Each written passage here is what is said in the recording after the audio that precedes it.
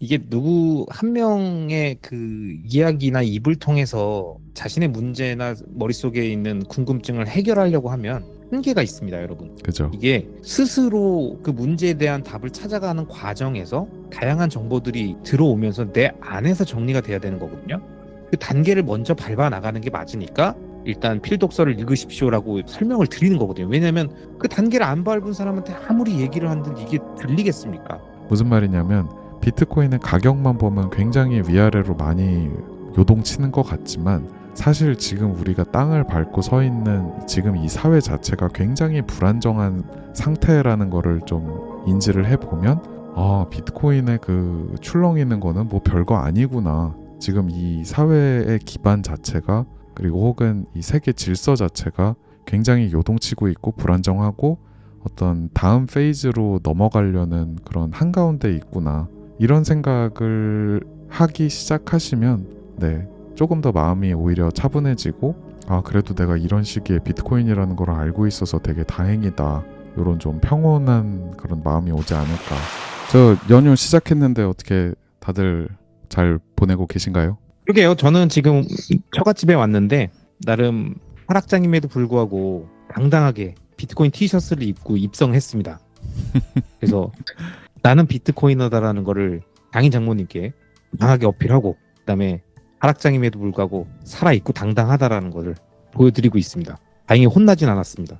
저는 약간 이제 분명히 이쯤에서 한 번쯤 얘기하실 것 같은데 하는 타이밍에 그냥 가볍게 뭐 요새 그 가격이 이렇게 빠지는데 뭐 보고는 있는 거지 뭐 요 정도만 그러니까 최대한 절제해서 거기까지만 물어보시더라고요. 더는 안 물어보시고 방치하고 있는 건 아니지? 이 네. 느낌?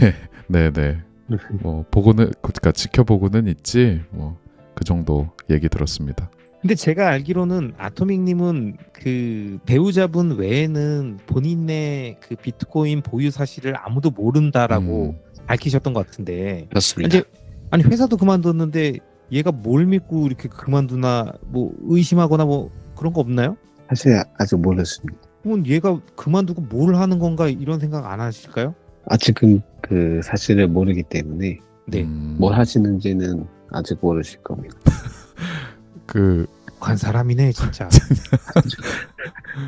그러니까 최소한 거짓말을 하시진 않았네요. 아무 말도 안 하셨으니까. 거짓말을 하지 마세요. 아무 말 안 한 거예요.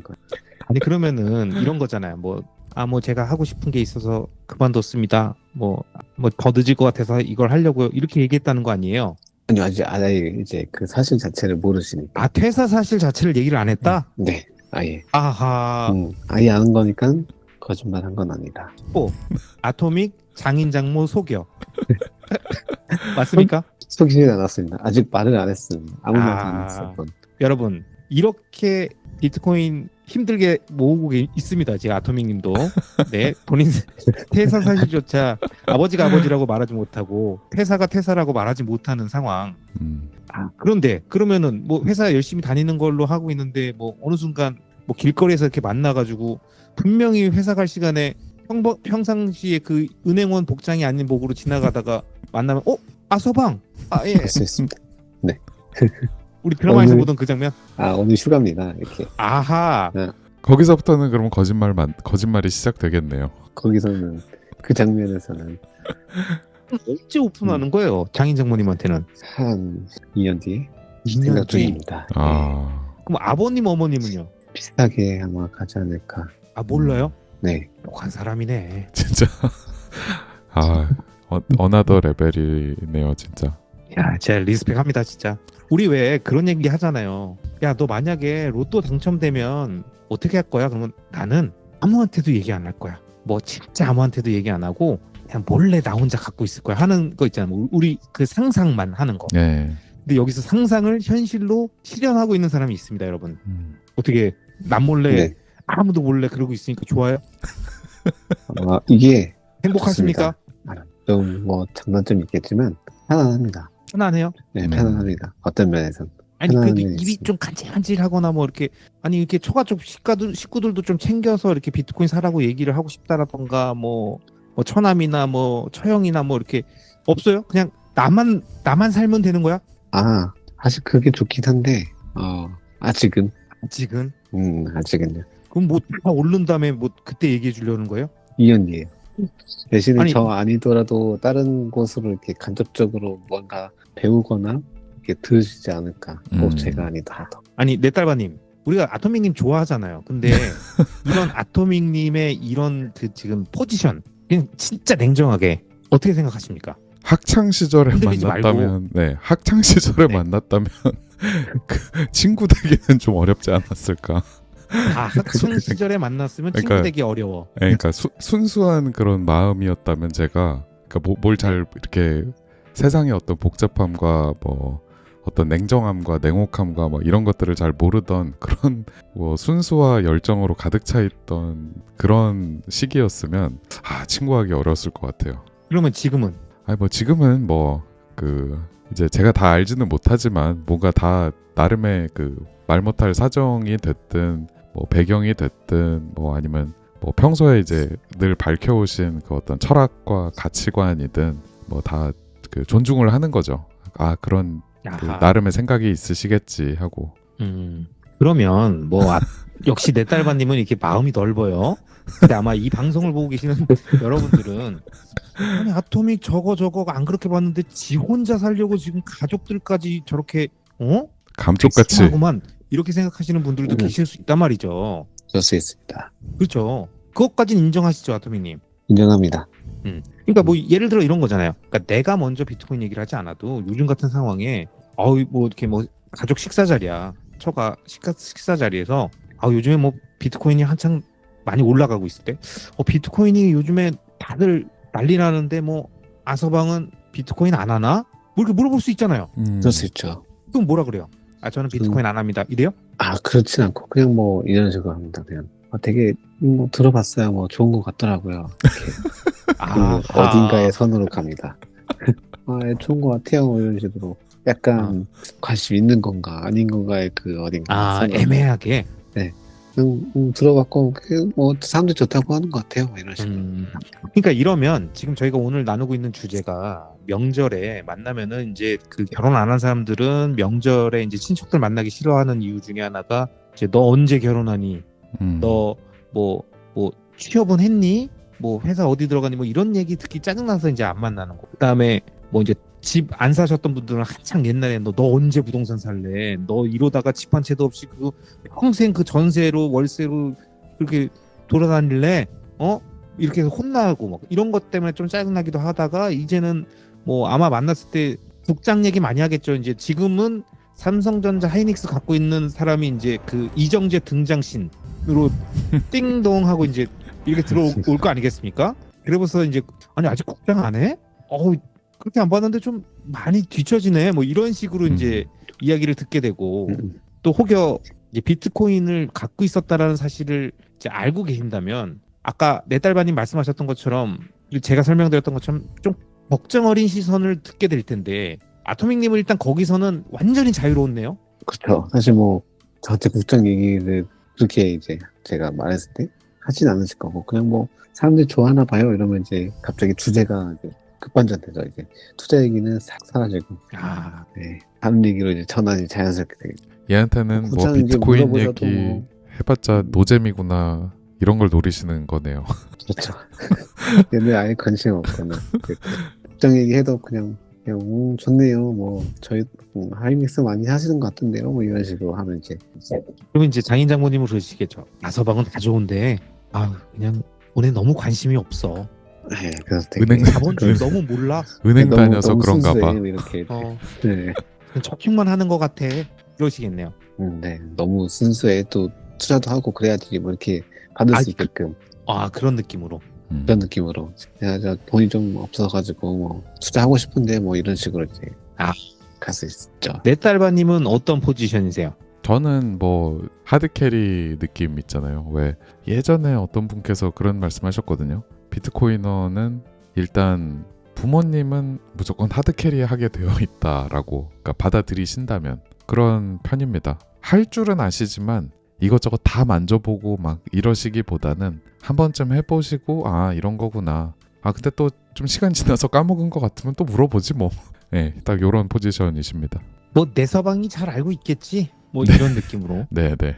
근데 저도 이제 그 양가 부모님 뭐 그다음에 이렇게 다 알려드리고 셀프 커스터디 도와드리고 했는데 확실히 일단 셀프 커스터디를 해서 그 거래소에서 빼드리면서 약간 그 가격의 변동폭에 어차피 자기가 이제 다시 못 빼거든요. 그분들의 특징은 이제 어르신들이니까 자기 스스로는 다시 거래소를 넣을 수가 없기 때문에 그냥 어차피 못 파는 거거든요. 그러니까 좀 우묘가 덜하신 것 같긴 해요. 거래소에 이렇게 들어있어서 막 수익률 이렇게 주식처럼 계속 왔다 갔다 하면 거기에 이제 눈이 혈안이 되잖아요. 근데 확실히 거기서 이렇게 좀 잡아주는 역할도 셀프 커스터디가 좀 긍정적으로 하는 것 같다. 네. 그렇게 생각이 되더라고요. 그러니까 이게 지금 거래소가 사실은 뭐 요즘에 이슈가 너무 많은데 뭐 다양한 문제점들이 있지만 사실 그 거래소 안에서 그 사람들이 장기 투자나 장기 저축을 못 하게끔 하는 그런 요인들도 너무 많고 그다음에 비트코인에 관심 있어서 들어가도 그 주변에 잡코인들이 같이 그냥 마치 동일선상에서의 하나의 그 다른 옵션인 것냥 쭉 그냥 그대로 배치가 돼 있잖아요. 그냥 원오브댐으로 배치가 돼 있으니까 그냥 그놈이 그놈이고 뭐 요놈도 괜찮겠지 뭐라는 그 착각을 자꾸 일으키는 것 같아요. 근데 이게 제가 궁금한 게 네. 전 세계에서 처음 거래소가 생긴 거는 어디예요? 사실 상징적으로 다들 마운트 콕스를 뽑죠. 마운트 콕스요? 네, 예. 그때는 그러면 마운트 콕스에서는 비트코인만 있었나요? 그랬을 거예요. 아, 그게, 진짜요? 네네네네. 그럼 마운트 본 적도 콕스 없고. 때는 그냥 비트코인만 사실 거래하는 거래소라는 개념이었을 테고 네네네. 네. 그러면은 그 우리가 제일 잘 알고 있는 뭐 대표적인 거래소 중에 하나가 코인베이스잖아요. 그렇죠. 코인베이스는 처음부터 그 쉿코인들, 그러니까 알트코인들이랑 같이 이렇게 거래가 됐었나요? 맨 처음에는 그렇진 않았을 거예요. 아, 코인베이스도. 코인베이스도요? 네, 코인베이스도.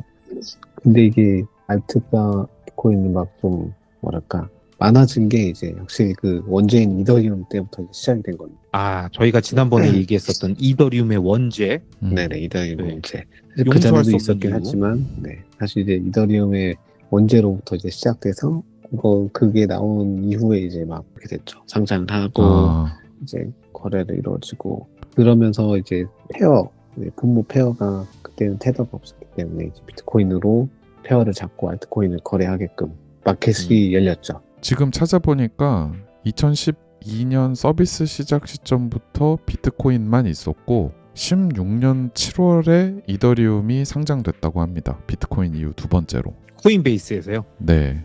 그러면 그러면은 4년 동안은 2012년에 적어도 음, 비트코인만 있었던 거긴 하네요. 그 초창기에는.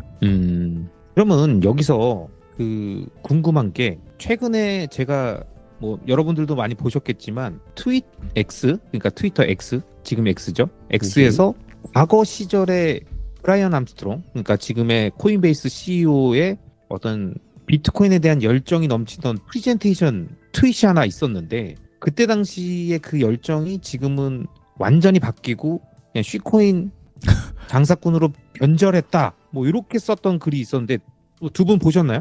네. 지금 한번 띄워보도록 할까요? 네네. 뭐 구독자님들이랑 한번 같이 보시죠. 지금 라디오로 듣고 계시던 분들은 잠깐 화면 보시면 될 것 같습니다. 지금 뭐 내 딸바님이 이제 키고 계시는데 아토믹님 그 옛날에 브라이언 암스트롱은 어떤 사람이었어요? 그때는 이제 혁신가에 가깝죠. 혁신자. 혁신가요? 네네. 그때 2012년 당시에 그 암스트롱은 지금 요게 그 빅픽처님이 쓰신 트위터의 글인데 제목이 이제 초심을 잃은 코인베이스 비트코인 성지에서 잡코인 도박장으로라고 이렇게 멘트를 잘 뽑아주셨는데 그러니까 초기에는 브라이언 암스트롱이 뭐 비트코인 하나만 생각하는 그 비트코인에 대한 순수한 열정과 비전이 있었는데 그게 아까 넷달반이 말씀 주신 걸로 보면은 2016년에 이더리움이라는 게 이제 상장되면서 이더리움의 원제부터 시작해서 지난 회에 넷달반이 말씀해 주셨던 것처럼 이더리움 했어? 그러면 야 나도 이렇게 해가지고 계속 서로 자기도 만들겠다라고 하면서 나타났던 그 쉬코인들의 천국이 돼서 김밥 천국처럼 쉬코인 천국이 됐다라는 얘기잖아요. 그리고 거기서 이제 돈 맛보면서 완전 사람이 바뀌었다 요 얘기인데 어떻게 그러면 이렇게 그 쉬코인의 씨앗에 이렇게 절여지면서 이렇게 좀 마탱이가 갔다고 보는 건가요? 나쁘게 말하면 이제 그렇게 됐고, 약간 주주 입장에서 좀 옹호를 해보자면, 사실 주주 비즈니스 입장에서는 그 방향이 맞긴 하죠, 사실. 코인베이스의 주주들 입장이라고 하면 예, 어쨌든 상장된 기업이고 그 기업은 공개 시장에 나와 있기 때문에 주주들의 돈이 섞여 있기 때문에 예, 어쨌든 기업의 성장을 일궈야 되는 CEO 입장에서는 뭐 단순한 홀더나 투자자 뭐 아니면 보유자 뭐 이런 개념에서는 또 다르지 않냐. 네, 완전 다르죠. 그 회사의 이익을 극대화해야 하는 사람이기 때문에 그 방향의 주주 방향에 있어서는 가장 잘 수행을 하고 있죠. 네달바님은 어떻게 생각하세요? 저는 뭐 결국 인센티브? 뭐 이 구조상 어떻게 보면 어쩔 수 없는 선택, 브라이언의 어떤 뭐 윤리나 도덕을 제가 뭐 재단할 그럴 깜냥은 전혀 안 되지만 그냥 인센티브대로 한 것 같아요. 그러니까 그래서 보면 이게 그냥 핵심인 것 같아요. 그러니까 왜 이렇게 됐겠음? 비트코인은 사람들이 사서 안 팔고 존버하니까 거래 수수료가 안 나옴. 근데 잡코인은 하루에도 수십 번씩 사고 팔며 도박을 하니까 거래소 입장에서 돈이 됨. 이게 핵심인 것 같습니다. 결국 코인베이스는 비트코인의 철학을 팔아넘기고 알트코인 펌핑 앤 덤프를 방조하며 덩치를 키웠음. 이 영상 속의 혁신가, 그러니까 이 영상이라 하면 2012년 그 코인베이스 막 오픈했을 때 그때에 막 열심히 강연하고 발표하던 그 브라이언 암스트롱의 모습인데 온데간데 없고 이제 SEC 규제 피하려고 로비하는 정치꾼만 남음. 2012년 코인베이스의 가장 빛나던 시절이자 다시는 돌아갈 수 없는 근본의 시대를 보여주는 증거물. 비트코인으로 성공의 사다리를 탔지만 올라가서는 그 사다리를 걷어차고 잡코인 호객꾼이 되었음. 까비. 네. 네. 잠깐 볼까요? 네, 그러시죠. 이게 친절하게 또 더빙도 해주셨습니다. 비트코인을 잘 아실 겁니다. 비트코인이 무엇인지, 왜 코인베이스가 투자에 최적인지 설명해드리죠. 비트코인은 디지털 화폐입니다. 이를 통해 전 세계 어디든 수수료 없이 즉시 돈을 보낼 수 있습니다. 그리고 웹을 기반으로 운영되기 때문에 어느 한 나라나 회사가 통제하지 않습니다. 비트코인은 빠르게 성장하고 있습니다. 이미 하루에 200만 달러의 거래량을 기록하고 있으며 올해만 250% 성장했습니다. 전 세계 사람들이 비트코인을 이용해 친구나 기업, 심지어 개발도상국에서 뭐 잘 얘기하고 있네요, 진짜. 하지만 비트코인에는 문제가 있습니다. 아직 사용하기가 그러게요. 어렵습니다. 현재 비트코인 도구들은 데스크톱이나 영문형줄 기반입니다. 그리고 컴퓨터 백업을 있거나 분실하는 정도 이를 수 있습니다. 코인베이스는 호스팅 플랫폼이기 때문에 어떤 기기에서든 돈에 접근할 수 있습니다. 그리고 보안이나 백업에 대해 걱정할 필요가 없습니다. 코인베이스는 비트코인에 대해 아이튠즈가 MP3에 했던 것과 같은 역할을 하고 있습니다. 우리는 이 기술을 대중에게 보급하고 아이튠즈. 그래서 어떻게 되고 있을까요? 코인베이스는 5주 전에 출시되었고 그 이후로 매일 20%씩 성장하고 있습니다. 코인베이스는 네달바님 잠깐 멈춰주시고요. 궁금한 게 그러면은 요 시기가 사실은 2012년이면은 뭐 완전 초창기 아닙니까? 그러면 이때 이 코인베이스의 브라이언 암스트롱 말고 그와 전혀 다른 행보를 보인 기업가가 완전 반대 극쪽에서 그 새로운 포지션을 잡고 나간 사람이 있다라고 하면 누굴 얘기할 수 있을까요? 떠오르는 사람이 있으십니까? 오지 중에 뭐 지금 당장 머릿속에 떠오르는 사람은 뭐 지미송이긴 한데요. 근데 물론- 지미송은 이제 또 기업가는 아니잖아요.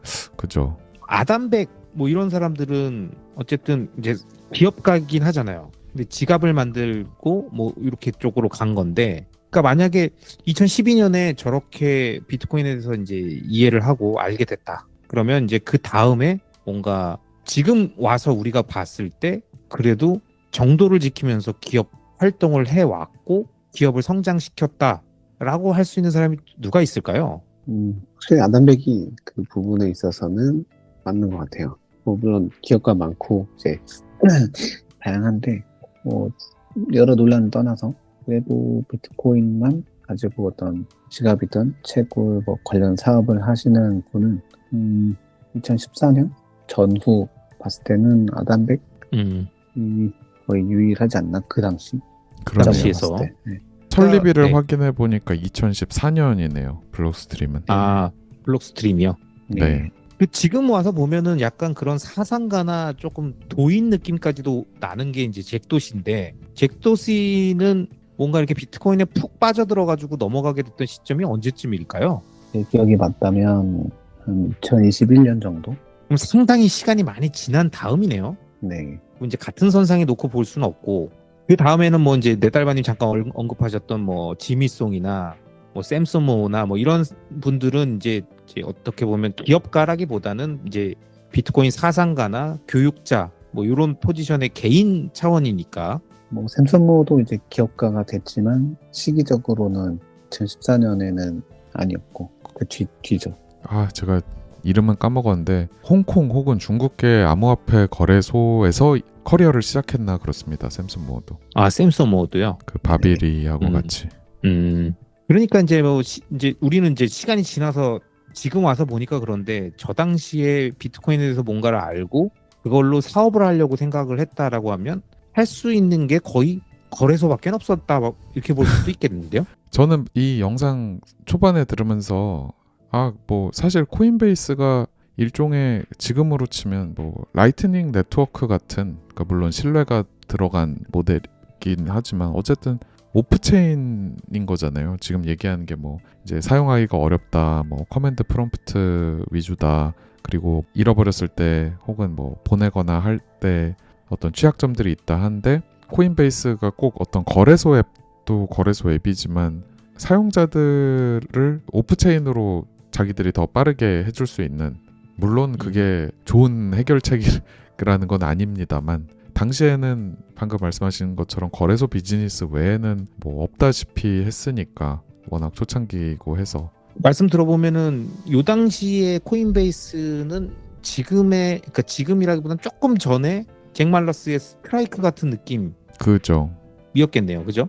예. 네네. 결국엔 그러다가 이제 뭐 쉬코인들 들어오고 그런 것들 상장 뭐 ICO 뭐 이런 것들을 얘기하고 그러면서 뭐 여러 가지 이제 문제들이 생긴 건데, 그렇게 보면은 스트라이크는 그런 부분에선 깔끔하잖아요. 아직은. 그렇죠. 그 부분에 있어서는 사실 정도를 걷는다 볼 수 있죠. 뭐 제도권에 들어가서 초심을 잃었다 뭐 이런 얘기도 있지만, 그럼에도 어떤 법적이나 윤리적인 문제에서 크게 벗어난 적은 없었기 때문에 괜찮죠. 그러니까 이게 지금 예전에 제가 샘슨모어가 했던 어떤 이야기를 트윗으로 누가 옮겨놨던 걸 봤었는데, 이제 브라이언 암스트롱이랑 마이클 세일러를 비교했던 영상이었던 그 트윗이었던 것 같아요. 그러니까 브라이언 암스트롱은 마이클 세일러보다 훨씬 더 빨리 비트코인을 깨닫고 비트코인에 대한 가능성을 살펴보고 그걸 사업으로 연결을 했었는데, 고작 한다는 게 거래소고, 그 다음에 마이클 세일러는 그것보다 훨씬 늦게 비트코인을 알았지만 지금은 전 세계에서 비트코인을 가장 많이 갖고 있고 전 세계적으로 가장 유명한 비트코인 연사가 되어 있는 상태인데, 그 시간 동안 넌 뭐 했니? 뭐 약간 이런 식으로 그 샘슨모어가 브라이언 암스트롱을 깠던 것 같거든요. 맞습니까? 그 트윗? 그런 내용이었죠. 보셨나요?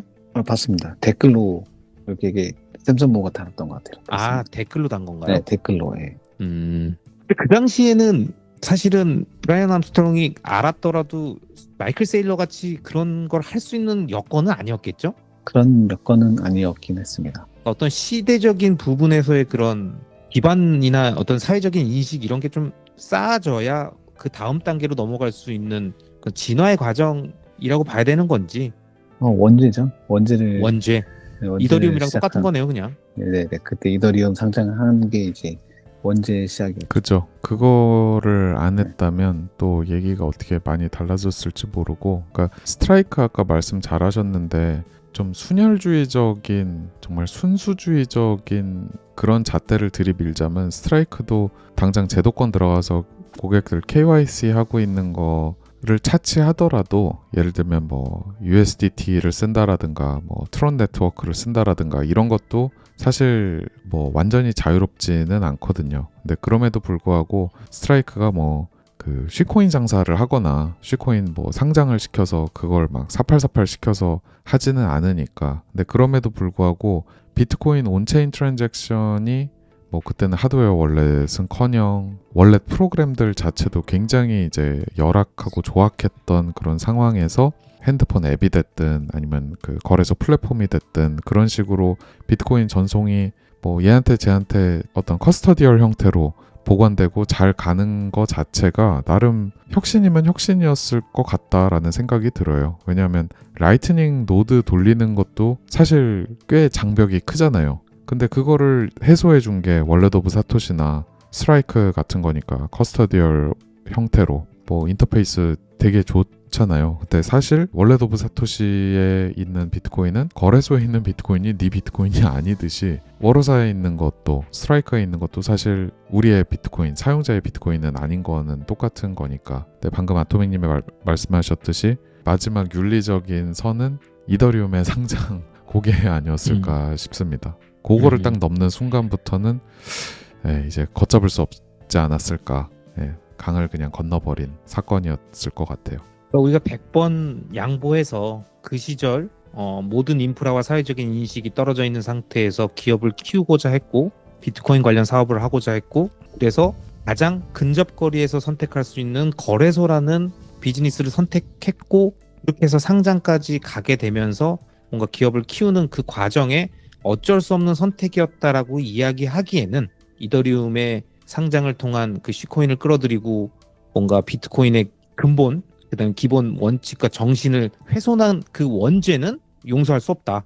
맞습니까? 네, 저는 그렇게 생각이 들고 그 하나 또 생각난 건데 코인베이스는 비트코인 라이트닝 네트워크를 2024년 4월에 도입했어요. 그거 그것도 한창 그때 난리 났었을 때 아닌가요? 뭐 그 거래 수수료 막 오르고 그래서 난리가 난 지 1년 정도가 지난 시점에 했는데 지난 다음이에요.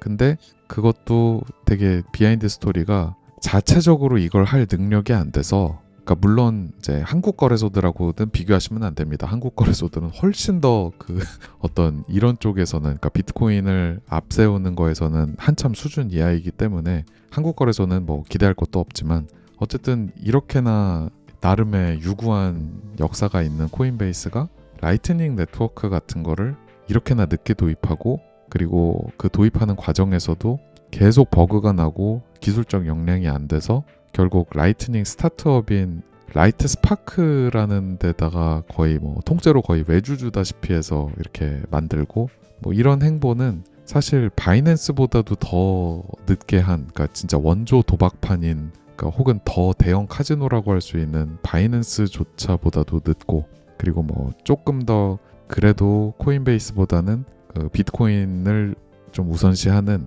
그 크라켄이라는 그 거래소에 비해 몇 년이나 훨씬 더 늦었던 거는 시사하는 바가 좀 크죠.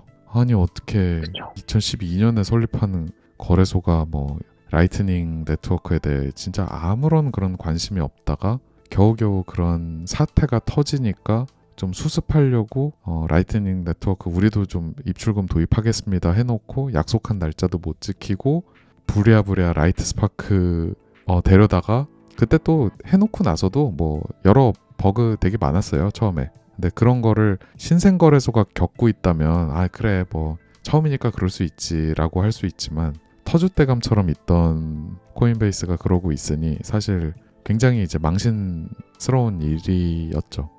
지금 저희 요 팟캐스트 듣고 계신 분들은 뭐 1화, 3, 2화, 3화 이렇게 쭉 듣다가 또 오늘도 재밌는 얘기 하겠거니라고 해서 4화를 켰더니 얘네들은 오늘따라 왜 이렇게 진지충이냐 갑자기 뭐 모르는 용어들 남발하고 이거 얘네들 오늘 재미없는데? 이렇게 생각하실 분들도 계실 겁니다. 그런데 저희도 가끔은 진지할 수 있잖아요. 그죠? 그럼요. 진지한 이야기 할 것 많은데. 네. 사실 네. 진지한 얘기 더 많이 할 수 있는데 할 수 있는데.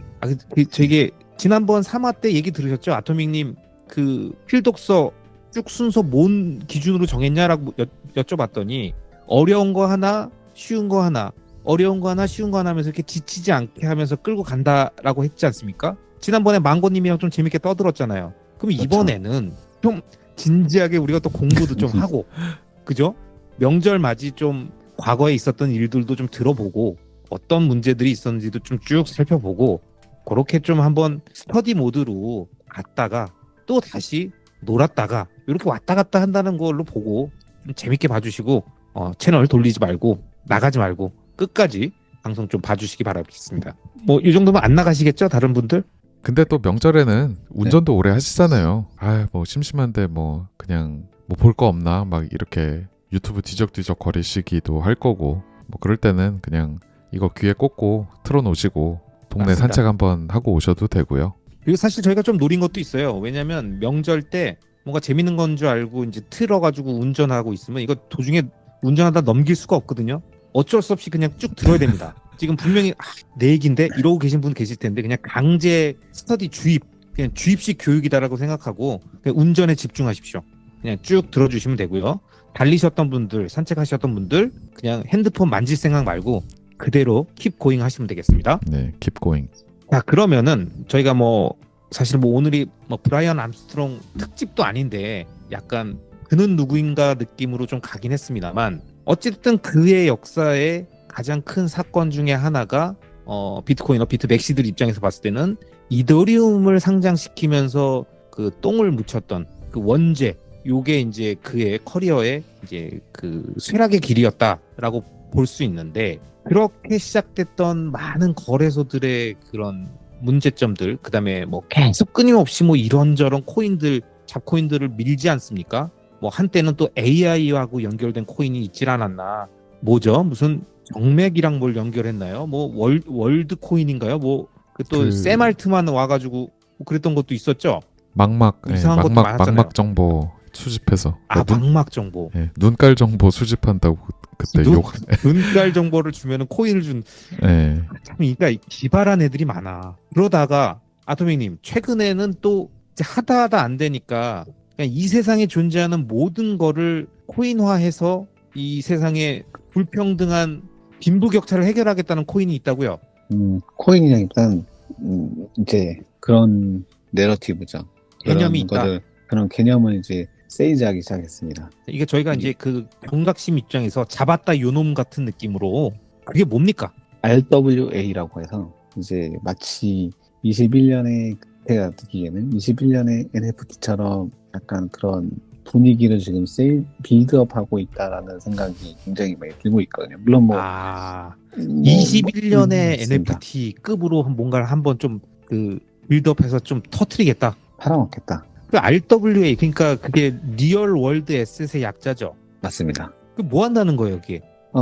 말 그대로 이제 기존에 있던 실물 등기 자산을 토큰으로 재포장해서 유동화를 제공하겠다. 좋은 말로 네. 판매를 하겠다라는 건데, 참 용어는 잘 만드는 것 같습니다. 이 단어 자체를. 그러면 뭐 등기 자산을 토큰화한다는 건 뭐 저희가 옛날에도 막 그런 개념들도 들어왔던 것처럼 뭐 예를 들면 부동산 큰 덩어리니까 한 번에 못 사니까 그거를 쪼개가지고 토큰화해서 뭐 굳이 블록체인에 왜 태워야 되는지 모르겠지만 태워서 그렇게 거래될 수 있는 코인 형태로 만들겠다 이 얘기인 거죠. 그러니까 예를 들면 그렇습니다. 그래서 그들이 그렇게 하면은 빈부격차를 어떻게 해결한다는 거죠?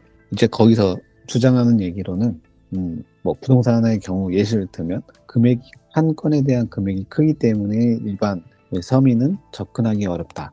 네. 금융 불평등이 존재한다. 그래서 요거를 이제 토큰화해서 뭐 굉장히 소액으로 요거를 판매를 하면 누구나 쉽게 금융 접근성이 높아진다. 그래서 차별 없이 차별하지는 않았지만 좀 그 문턱 자체가 낮아져서 누구나 좀 쉽게 거래할 수 있는 뭐 그렇다고 합니다. 아니 근데 그렇다고 합니다. 아니, 네, 제가 아토미님한테 뭐라고 하는 게 아닌데 뭐 이제 죄송합니다. 아토미님이 이제 대신 이제 설명을 해주고 계시니까 아니 그러면은 그냥 지금도 리츠라는 상품이 있잖아요. 그러니까 부동산을 쪼개서 그냥 펀드화, ETF화 한 거 아닙니까? 그렇죠. 은행권에서 열심히 팔고 있는 거잖아요, 그거. 그렇죠. 리츠랑 사실 같은데 네. 이제 거기서 주장하는 이제 결은 여기서 틀려지긴 하는데 사실 이것도 저는 똑같다고 보는 입장인데 리츠는 증권 시장에서 거래하고 거래 시간도 제한돼 있고 선택을 할 수 없지 않느냐. 근데 이거를 일반 실물 자산을 토큰화하면 블록체인 상에서 거래를 하니까 24시간 거래도 가능하고 뭐 즉시 유동화도 되고 그런 상품도 선택할 수 있는 폭이 많아지지 않느냐라는 그런 차이점을 설명합니다. 사실 이 RW의 그 개념을 더 이렇게 내세우는 곳은 막 블랙록이라고 하더라고요. 그렇죠. 그러면 처음 했던 얘기와 두 번째 했던 얘기가 모순되는 거잖아요. 처음에는 그 제도화된 증권 시장에서 거래되는 그 시간 제한도 있어서 이거를 블록체인에서 거래를 하면은 시간 제한이 없어진다는데 그거를 이제 하겠다는 곳이 이제 증권사와 제도권이라면 사실 그 처음에 했던 얘기는 일단 모순이 되는 건데 일단 뭐 이걸 또 이제 뭐 물어보면 또 뭐 네가 뭐 아냐 뭐 이러니까 잠깐 그 넘어가더라도 블랙록의 레리 핑크 회장은 결국에는 이제 본인들이 다루고 있는 ETF 상품의 모든 자산들을 다 토큰화하겠다. 뭐 이런 얘기들을 하면서 본인들도 이제 그 코인 시장에 진출하겠다라는 좀 비전 같은 것들을 이렇게 슬금슬금 내비치고 있지 않습니까? 그렇죠. 그러니까 그런 관점에서 봤을 때는 RWA도 그냥 어떤 그런 것 중에 하나, 그리고 어떤 새로운 개념이고, 자기네들이 이제 그 새로운 시장에 진출하면서 그냥 새롭게 팔아먹을 제품들을 만들 포석을 좀 깔고 있다는 느낌이 있는데, 그 넷달바님이 뭐 전에 저희 팟캐스트 했을 때도 그렇고 계속 이렇게 주기적으로 얘기해 주시는 게, 결국에는 이번에 빗썸 사태도 그렇고 이 거래소들의 지금 현재 거래소 사업들의 운명이라는 게, 얘네들의 라이센스가 결국에는 뺏기고 제도권한테 다 넘어가게 되어 있는 그 수순으로 가고 있는 거 아니냐, 이런 얘기도 좀 주셨었던 걸로 제가 기억하는데, 네. 그거랑 좀 연결돼서 한번 얘기를 해주시면 좋을 것 같거든요. 예전에 저희 아마 22년도 그 스페이스에서 나눴던 얘기였을 거예요. 그때 아토믹님께서 답변을 해주신 내용인데, 그 스테이블 코인은 아무리 생각해봐도 그 이자를 그렇게 줄 수 있는 게 이게 말이 안 되는 것 같다. 소위 말하는 규제 아비트리지, 규제가 있는 곳은 그 규제를 따르느라, 그 컴플라이언스를 다 이렇게 지키느라 비용을 낼 수밖에 없으니 그만큼 은행의 수익이 당국의 손으로 넘어가는 거고, 그렇기 때문에 고객들한테 줄 수 있는 수익이 별로 안 남는 거고, 아직 제도권에 제대로 안착하지 못한 약간 서부 개척시대 수준의 블록체인 그 온갖 그 알트들은 아직 그런 게 없으니까 자기들이 그냥 마케팅 비용을 거기다 퍼부어가지고 뭐 이자도 이렇게 줄 수 있는 거다, 이런 말씀을 해주신 적이 있거든요. 그러니까 그것도 똑같은 것 같아요. 24시간 거래를 할 수 있느냐, 아니면 장이 오전 9시에 시작해서 3시에 마감해야 되느냐, 이런 것들조차도 규제를 받고 있기 때문에, 제도권 하에 있기 때문에 여러 지켜야 될 것들과 정책적인 요소들이 있다 보니까 그렇게 해야 되는 거지. 그 24시간이라는 것도 주식시장이 예를 들어 3시 반이면 문을 닫는데, 그거를 그냥 오늘부터 뭐 늘려, 뭐 2시간을 더 늘려라, 뭐 3시간을 더 늘려라, 아니면 뭐 24시간을 더 늘려라 라고 했을 때, 뭐 그게 무슨 내일부터 바로 할 수 있다, 이런 말씀을 드리려는 건 아니지만, 기술의 한계라기보다는 어떤 결정사항에 더 가깝다고 보거든요. 그러면 지금 뭐 24시간 할 수 있으니까 더 그게 강점이 있다? 라는 거에 대해서도 뭐 의문을 품을 수도 있고, 그것보다 더 우리가 자세히 봐야 되는 거는, 아까 전에 리츠 이미 존재하는 거 아니냐, 부동산 조각 투자, 뭐 미술품 조각 투자, 그리고 앞으로는 이 부동산이 메타버스 안으로 들어온다, 그래서 NFT로 모든 게 거래된다. 이거 다 21년도에 들었던 얘기들이잖아요. 많이 들었죠. 예, 그리고 리얼 월드 에셋 RWA를 그냥 한국말로 하면 실물 자산 아닌가요? 리얼 월드, 실물, 에셋, 자산. 그러니까 실물 자산을 토큰에다가 기록을 한다. 블록체인 장부에다가 기록한다. 그러니까 그거를 등기 소외하던 거를 뭐 블록체인에 하고, 차량 등록대장에 있던 거를 뭐 블록체인에 하고, 이름이 그냥 항상 그럴싸한 걸로 이렇게 바뀌어서 요리 갔다가 저리 갔다가 하는데, 그 본질은 결국 똑같지만, 그 항상 그 다 아시는 그 오라클 문제에서 결국 벗어날 수 없는 그게 있지만, 카멜레온처럼 이름만 바꿔서 요리 갔다 저리 갔다 하는 것 같고요. 거래소 비즈니스에 대해서 우리는 다 예전부터 얘기해오던 게 있잖아요. 결국에는 다 호흡기 뗄 수밖에 없다. 금융이라는 이 비즈니스에서 지금은 꼭 무슨 난세처럼 얘도 있고 쟤도 있고 뭐 다 있지만, 우리는 한번 싹 정리된 거를 보고 있잖아요. 지금 한국에서 정상 영업을 제대로 하고 있는 거래소가 4개인가 5개밖에 안 되죠. 업비트, 빗썸, 그렇죠. 코빗, 네 개. 코인원, 코빗. 코인원. 네. 그러니까 이것도 사실 그러면 그 4개 거래소가 뭐 영원히 이제 존속될 것이냐라고 했을 때, 그것도 저는 좀 회의적으로 보는 편이에요. 그리고 이 거래소들이 비트코인이라는 거를 이렇게 사람들이 누구나 계정 파서 자유롭게 거래할 수 있고, KYC만 하면 거래할 수 있고, 그거를 얼마든지 뭐 비싼 수수료든 아니면 외국 거래소로 또 이렇게 우회해서 출금을 하든 어떤 식으로든 지금 출금은 어쨌든 가능하잖아요. 근데 이런 것도 결국엔 하나하나 다쳐서 뭐 그게 궁극적으로는 거래소가 이제 호흡기 다 떼지고 나면 그 뭐 블랙락의 그런 전통 금융의 손에 들어가서 지금 우리가 주식 명부의 예탁 결정을 통해서 증권들이 소유가 되고 부동산은 등기소를 통해서 관리가 되듯이 뭐 리얼월드 에셋이라고 해봤자 장부 주인만 바뀔 뿐이지 뭐 지금 우리가 그러니까 사용하고 있는 이 시스템하고 그렇게 과연 큰 차이가 있을까? 의구심은 항상 들죠. 그러니까 지금이 어떻게 보면 되게 좋은 시기다. 아직은 최상위 계층 그 화폐, 그러니까 금으로 치자면 현물 금을 개인들이 아직은 가지고 다닐 수 있는 시대니까 그렇죠. 그런 미래를 그려봤을 때 빨리빨리 출금해야죠. 거래소에 두지 말고.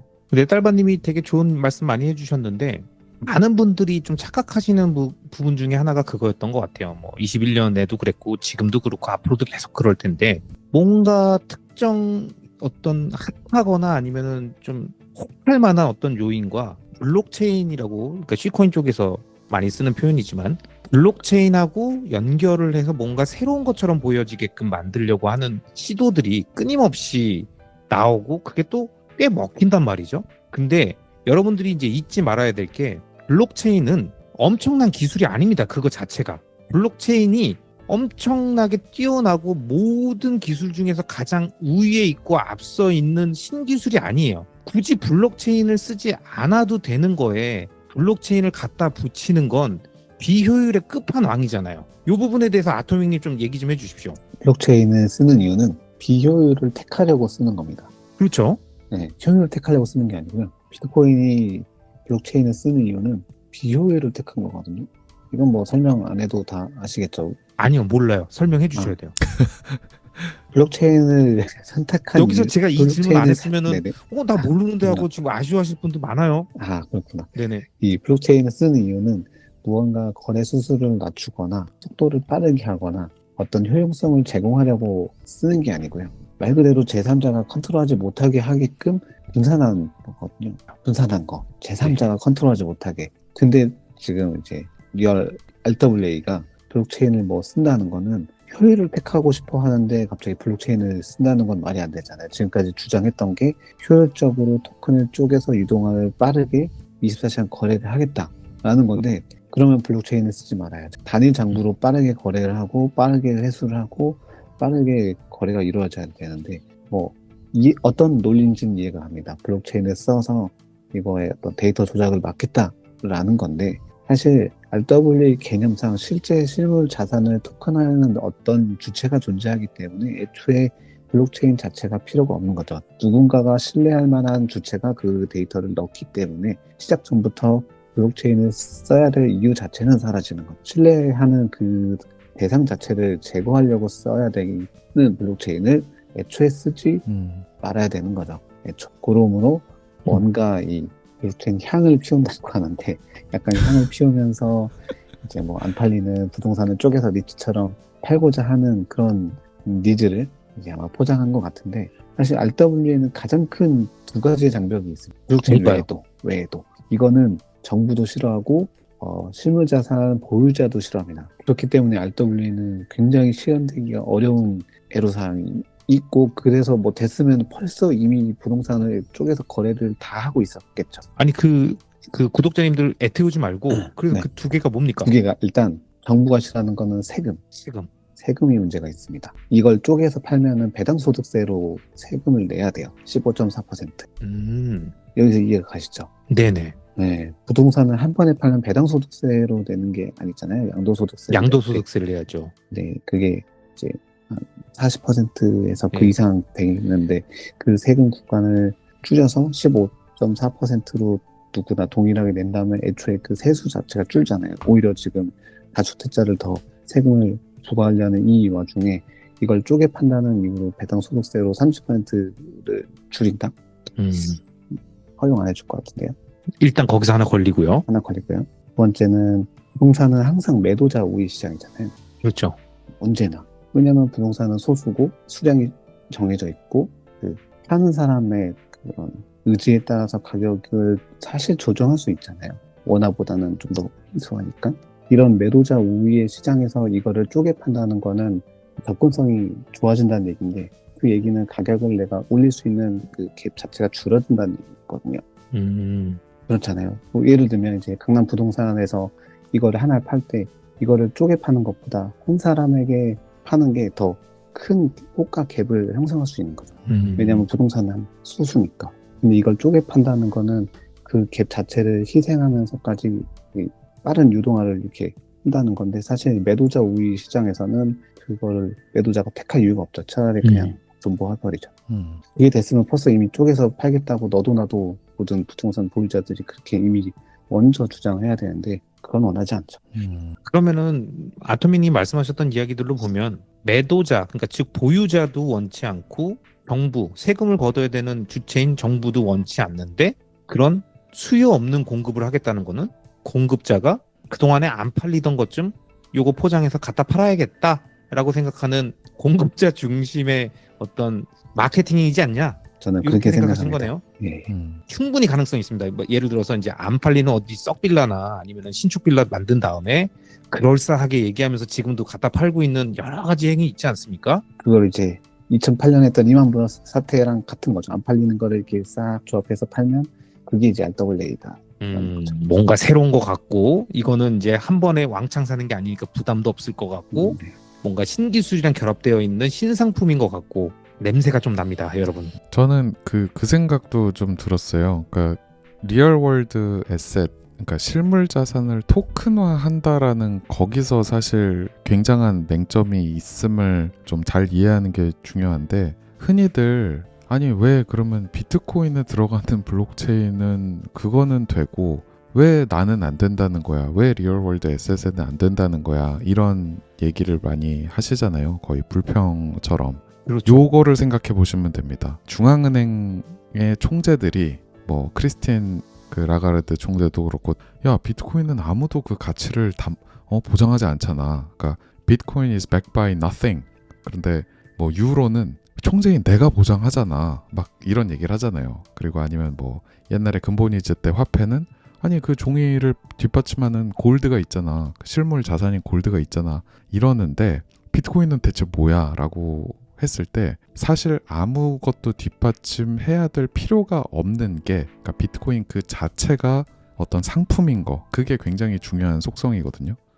그러니까 비트코인은 금 같은 거기 때문에 그러니까 종이돈은 금이 뒷받침하지만 금을 뒷받침하는 건 없는 거잖아요. 정말 순수 금을 화폐로 인정하는 사람들의 그 믿음이 뒷받침하고 있는 거지. 그러니까 비트코인도 똑같거든요. 비트코인이라는 상품, 비트코인이라는 화폐가 주는 효용을 인정하는 사람들이 결국 그거를 떠받치고 있는 거고 그 자체에 그 화폐적인 그 가치가 있는 건데 반대로 돌아와서 실물 자산 토큰이라는 거는 이미 그 토큰이 됐든 디지털 정보가 됐든 그러니까 그걸 NFT라고 부르던 RWA 토큰이라고 부르던 뭐라고 됐든지 간에 그 디지털 정보랑 연결되어 있는 실물 무언가가 있는 거잖아요. 그러니까 거기서 비트코인하고 그냥 극명한 차이가 있는 거예요. 비트코인은 실물 속에서 뭔가 보장되어 있는 게 아니라 그 디지털 화폐, 그러니까 디지털 세계에 있는 그 상품 자체이기 때문에 사실 리얼 월드랑 연결될 건덕지 자체가 없는 거고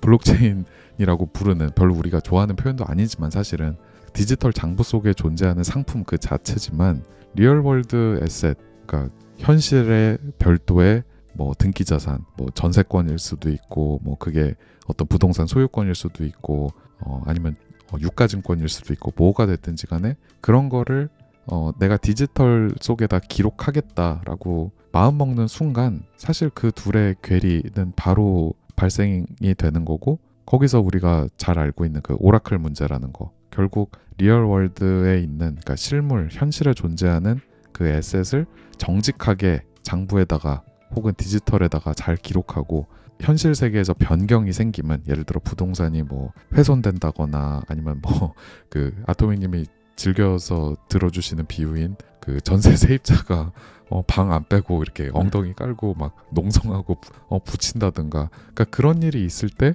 그 디지털이랑 바로바로 연결이 안 되기 때문에 현실에 있는 일과 디지털에 있는 일은 완전히 분리된 세계로서 항상 왔다리 갔다리 하는 그 다리가 필요하기 때문에 리얼 월드 에셋이 됐건 NFT가 됐건 디지털 정보 현실에 무언가가 기록이 되는 그 순간은 오라클 문제를 절대 벗어날 수가 없죠.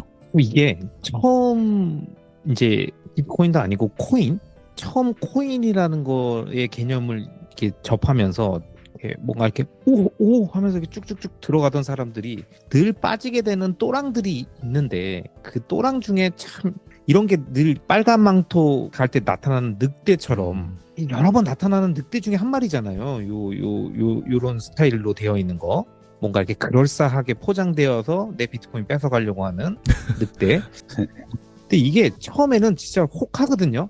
근데 그래서 여러분 계속 말씀드리는 게 저희가 이 팟캐스트에서 아토믹님이 설명해주고 그 다음에 네달마님이 설명해주고 제가 이제 조금 옆에서 이제 부연 설명해드리고 이렇게 해도 이게 난 모르겠는데 뭐 아닌 것 같은데 뭐 이렇게 하시는 분도 있고 아 그렇구나 하시는 분도 있을 텐데 이게 다 개별적인 차이가 있는 게 이 공부 안 하면요 비트코인이 뭘 공부를 한다는 거야 이렇게 하면 이미 끝이에요. 그분은 안 돼.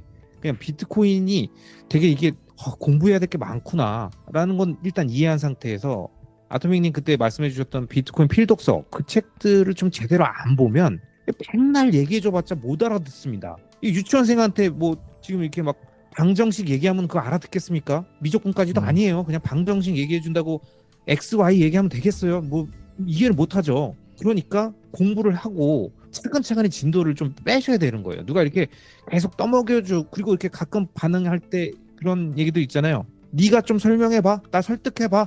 아니요. 저희는 설득할 필요가 없습니다. 그럴 시간도 없고요. 이해하든 못하든 관심은 없어요. 저희가 이 방송을 하고 있는 이유는 이 방송을 듣고 비트코인을 알아가고 계시는 열심히 여행을 하고 계시는 비트코인 여행하고 계시는 빨간망토 차차가 근데 빨간망토 차차 맞나요? 뭔가 좀 섞인 것 같기도 한데 빨간 모자인가? 망토 맞는 것 같아. 하여튼 그 아이가 갈 때 나타나는 늑대를 막아주는 거 정도지 빨간 망토조차 안 하고 있는 사람은 저희는 찾아가지 않습니다. 아까 전에도 그 제 채널에 같은 댓글을 거의 이제 복사 붙여넣기 하듯이 이렇게 계속 올리시는 분이 계셔서 제가 좀 나름 친절하게 지금 운전 중이라서 댓글은 제가 좀 이따가 달아드릴게요. 그리고 그 다음에 이제 운전이 끝나고 나서는 예전에 영상 만들어 놓은 게 있으니 이거 한번 여러 번 보시고 그리고 예전에 썼던 그 트윗도 있습니다. 한번 보시고 뭐 잘 이해가 안 되신다면 뭐 2번, 3번 한번 곰곰이 보세요. 뭐 영상에 이제 타임스탬프까지 찍어서 요 부분에 딱 그 얘기가 잘 나와 있습니다. 요 부분에서는 특히 집중해서 보세요. 막 이렇게 했는데 이제 조금 더 시간이 지난 뒤에 이제 얼마 뒤에 다시 보니까 또 계속 같은 얘기를 하시면서 그래도 뭐 이거를 속 시원하게 설명해 주는 분이 없는 게 너무 아쉬워요. 막 이렇게 반응을 하시더라고요. 그래서 네, 그냥 솔직하게 말씀드렸습니다. 사토시의 예전에 남긴 말 있죠. 설득할 시간이 없습니다. 딱 그런 댓글 그냥 남겨드렸습니다. 제 시간도 소중한데요. 이렇게 솔직한 마음이죠, 사실은. 이게 누구 한 명의 그 이야기나 입을 통해서 자신의 문제나 머릿속에 있는 궁금증을 해결하려고 하면 한계가 있습니다, 여러분. 그죠. 이게 스스로 그 문제에 대한 답을 찾아가는 과정에서 다양한 정보들이 들어오면서 내 안에서 정리가 돼야 되는 거거든요. 그거를 다른 사람한테 내가 초등학생인데 방정식 설명해봐 라고 한다고 그게 아무리 쉽게 설명을 한다 하더라도 설명을 이해할 수가 없어요. 왜냐하면 단계라는 게 있잖아. 단계라는 게. 내가 아직 그 단계에 이르지 못했다면 그 단계를 먼저 밟아 나가는 게 맞으니까 일단 필독서를 읽으십시오라고 설명을 드리는 거거든요. 왜냐하면 그 단계를 안 밟은 사람한테 아무리 얘기를 한들 이게 들리겠습니까? 그래서 그런 거니까 불친절하고 친절이다 불친절이다는 그것도 논쟁거리도 아니지만 어쨌든 순서가 있음을 말씀드리는 거다라는 거를 설명드리면서 여러분은 지금 고품격 비트코인 방송 아토믹 네달바 리스펙이 함께하고 있는 팟캐스트를 듣고 계십니다. 제가 여기 멘트 이렇게 좀 바꿔봤어요. 좋은 것 같습니다. 약간 네네. 라디오스타 느낌으로. 네. 저희가 얘기를 하다 보니까 어느덧 뭐 좀 시간이 꽤 지났는데 오늘 약간 명절이잖아요. 이제 좀 설이고 그러면 이제 구정 개념이지만 이제 새해로 바뀌는 거지 않습니까? 그래서 뭐 어느 정도 이야기들은 좀 정리된 것 같아서 우리 각자 올해 어떤 자신의 포부, 덕담 뭐 이런 거 한마디씩 하면서 좀 정리를 해보시죠. 네달바님? 네. 저부터 어떻게 할까요? 아토믹님 먼저 시켜요? 어떻게 해요? 네달바님 먼저 하십시오.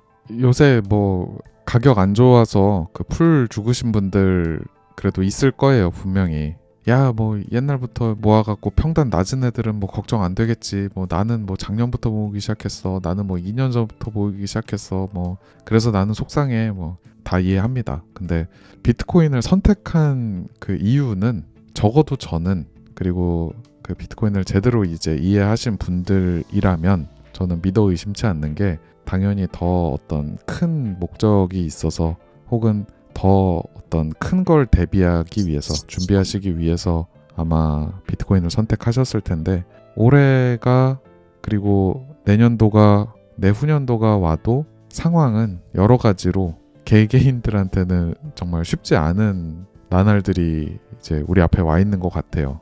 그게 비트코이너들이 굉장히 이제 경계하는 어떤 검열적인 문제가 됐든, 뭐 금융 억압이 됐든, 뭐 어떤 표풀리즘이 됐든 여러 가지가 있을 텐데, 그런 것들을 생각하면, 그리고 그런 것들의 문제를 좀 더 잘 알고 계시면 비트코인의 그 어떤 이 변동성이 그냥 잔잔한 파도처럼 느껴지실 거라고 저는 생각해요. 무슨 말이냐면, 비트코인의 가격만 보면 굉장히 위아래로 많이 요동치는 것 같지만, 사실 지금 우리가 땅을 밟고 서 있는 지금 이 사회 자체가 굉장히 불안정한 상태라는 거를 좀 인지를 해보면, 아, 비트코인의 그 출렁이는 거는 뭐 별거 아니구나. 지금 이 사회의 기반 자체가, 그리고 혹은 이 세계 질서 자체가 굉장히 요동치고 있고 불안정하고 어떤 다음 페이지로 넘어가려는 그런 한가운데 있구나. 이런 생각을 하기 시작하시면 조금 더 마음이 오히려 차분해지고,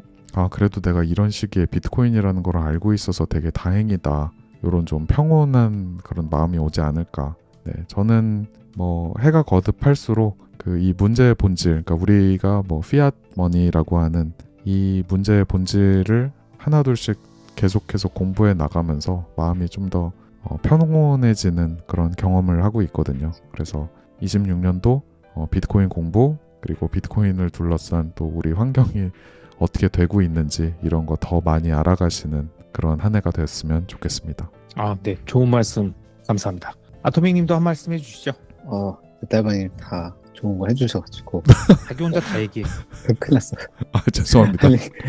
다 가져가셔가지고 일단 뭐 워낙 다들 다 해주셔서 저도 뭐 이제 막 다양한 분들이 이렇게 질문 주시거나 하면 사실 다 딥하게 답변 드리고 막 끝까지 다 해드리고 싶지만 사실 뭐 안 한다기보다는 사실 못 하는 거죠. 저희도 이제 개인적인 시간도 다 존재하고 쓸 수 있는 시간이라는 게 다 인간이 한정적이기 때문에 그래서 이제 저희가 택한 게 이런 팟캐스트로 이렇게 약간 공통적인 심을 이렇게 얘기하고 자료 같은 경우 만들어서 올리고 이렇게 하는 이유가 이제 다 저희의 시간은 한정되어 있기 때문에 이제 각자 그것을 이제 사실 사람마다 얼만큼 알고 있고 어떤 걸 모르는지 계기마다 완전 다르기 때문에 그걸 이제 자신이 본인 직접 파악하셔서 그 자료를 확인하고 터득하는 게 가장 효과적이고 시간은 좀 걸릴지언정 결국 그게 나중에 보면은 가장 그게 빠른 시간 단축입니다.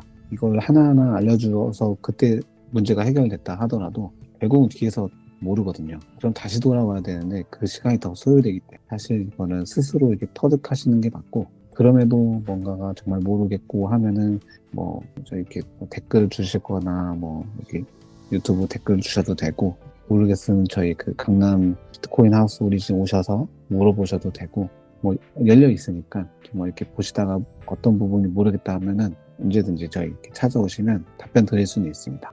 뭐 아토믹 님도 좋은 말씀 해주셨는데, 그 아토믹 님 말씀에 좀 부연 설명드리면, 그 사실 팟캐스트가 갖고 있는 장점을 좀 잘 설명해 주신 것 같아요. 그러니까 저도 예전에 처음 부동산 투자하고 부동산 공부할 때 정말 잘 모를 때 이제 뭐 책도 여러 권 읽곤 했는데, 그 당시에 팟캐스트들이 좀 있었거든요. 부동산 관련 팟캐스트들이. 그래서 뭐 제가 좋아하는 빠숑님을 비롯한 뭐 몇몇 분이 이렇게 그 계속 팟캐스트 하시는 내용, 거기서 흘러나오는 잘 모르는 내용들도 듣다가 듣고 뭐 2번, 3번 듣고 계속 돌려 듣고 하다 보니까 반복적으로 나오는 이야기들 속에서 뭔가 개념들이 좀 잡히고, 그러다 보면 내가 읽었던 책이랑 연결도 되고, 그러니까 단편적으로 어떤 짧은 뭐 한 10분에서 15분 정도의 영상들로는 축약된 부분들도 너무 많고 그 다음에 정확하게 이해가 안 되는 부분인데 그냥 넘어가는 경우들도 있어서 그냥 내가 아는 것처럼 착각하고 넘어가는 경우들이 있는데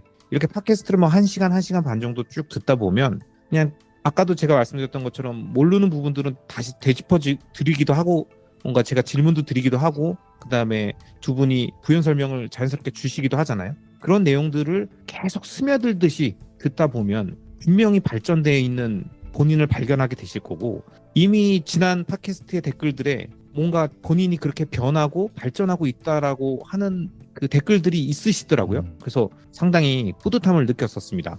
그래서 그런 팟캐스트의 장점들을 잘 활용하시기 바라고 저희는 이제 그런 목적성을 갖고 앞으로 계속 진행을 할 거고 아토미님이 얘기하셨던 것처럼 하락장이 길어지면 저희가 할 얘기가 더 많았습니다. 그래서 뭐 오르면 오르는 대로 내리면 내리는 대로인데 하락장일 땐 조금 더 힘드실 수 있으니까요. 그런 부분들을 저희가 잘 이렇게 이끌어드리고 재미도 드리고 위로도 드리고 이게 사실은 뭐 넷달바님이랑 예전에 진행했었던 2022년 비트코인 쉼터하고 같은 역할이기 때문에 아주 시작한 시점도 적절하게 저희가 그런 휴지를 갖고 한 4년 내 다시 지난 시점이지만 뭐 본의 아니게 저희는 의도치 않았습니다. 하지만 약간 비트코인 쉼터 2 같은 느낌이에요. 뭐, 지금 소름 돋았어요. 그죠? 네, 소름 돋아. 지금 이게 그 스페이스가 유튜브로 바뀌었다는 것뿐 사실은 거의 동일한 지금 포맷이 지금 반복되고 있습니다. 그리고 이 방송 들으시면서 많이 이렇게 또 위안을 삼고 위로가 되셨다는 분들도 많이 계실 거거든요. 그래서 뭐 충분히 큰 의미가 있을 것 같고 뭐 깨알 약간 PR을 하자면 제가 이 팟캐스트만으로는 좀 부족하다. 나는 조금 더 멘탈 관리가 필요할 것 같다. 지금 혼자 많이 힘들다라고 생각하시는 분은 제가 3월 7일 토요일에 한 40분 정도를 모시고 비트코인 그 멘탈 관리와 관련된 토크 콘서트를 합니다. 그래서 예전에 넷달바님도 한번 진행을 하셨던 토크 콘서트 형태의 리스펙 버전이라고 할 수 있고요. 요 한 40분 정도 모시고 우리가 이 시기를 어떻게 견뎌야 하는지 그리고 좀 희망도 드리고 저의 경험들도 말씀드리면서 단단한 마인드셋을 할 수 있는 시기를 가져가려고 하니까요. 뭐 그런 부분들이 좀 필요하신 분들은 제가 게시판에 관련된 내용들을 2개 정도 써놨습니다. 그걸 참고해서 진행하시면 좋을 것 같고요. 두 분의 어떤 사전에 허락 없이 제 개인 PR을 좀 했는데 괜찮습니까? 아이 그럼요. 얼마든지. 그럼요. 저도 다음에 아토미님 제 마음대로 표정이 별로 안 하겠습니다. 좋으신 것 같은데 아닙니다. 그런 아니요. 건 열심히 해야 됩니다. 자기 어필. 알겠습니다. 감사합니다. 네. 뭐 이런 얘기를 이제 즉흥적으로 또 할 수도 있는 그런 것도 또 팟캐스트 장점 아니겠습니까? 그러니까요. 그래서 뭐 저희는 그냥 다양한 얘기합니다. 그리고 오늘 또 안 하면 서운할 수 있는데 아직도 많은 광고주분들이 좀 망설이고 계신 것 같아요. 지금 지난번에 아토믹님한테만 몰래 연락을 해서 넷달버님과 저를 빼고 뭔가 단독으로 뭘 하려고 하는 거 아니냐라는 의심을 드렸었는데 그건 아니다라고 발표하셨기 때문에 그냥 참고 넘겼는데 아직도 광고주분들이 많이 망설이고 계십니다. 망설이지 마시고요. 용기 내서 저희한테 연락하시면 저희가 맛있게 또는 멋있게 예쁘게 잘 표현을 해드릴 수 있으니까요. 많이 부탁드리면서 새해에는 제 바람은 팟캐스트에 광고가 꽉꽉 차게 좀 들어오는 걸 꿈꾸고 있습니다. 자, 그러면은 뭐 이제 저희 뭐 이런저런 이야기들도 다 한 것 같은데 이제 요 방송이 올라갈 때쯤이 이제 뭐 설날 전날 정도 되겠죠? 그러면은 미리 저희가 새해 복 많이 받으세요라는 그 마지막 멘트를 하면서 좀 인사 한번 드리고서 마무리하면 어떨까 싶습니다. 좋습니다. 괜찮을까요? 좋습니다. 네. 그러면은 제가 구독자 여러분 하면 다 같이 새해 복 많이 받으세요 한 다음에 마지막에는 그 넷달바님 안녕 이거 괜찮더라고요. 저 망고님이랑 할 때도 그거 써먹었어요. 그러니까 그렇게 해서 가겠습니다. 자, 구독자 여러분 새해 복 많이 받으세요. 받으세요. 안녕. 안녕. 수고하셨습니다.